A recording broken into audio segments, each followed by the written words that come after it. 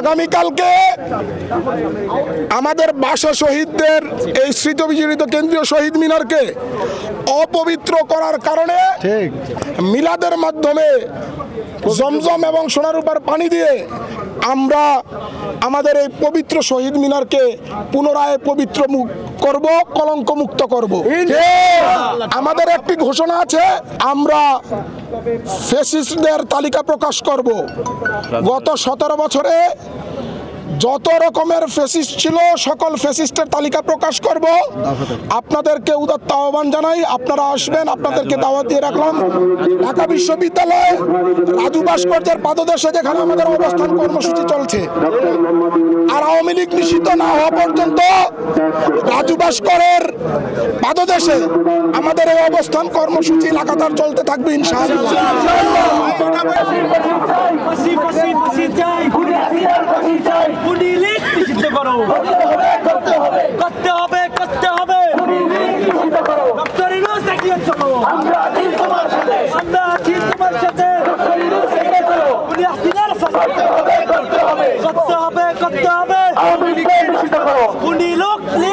করো।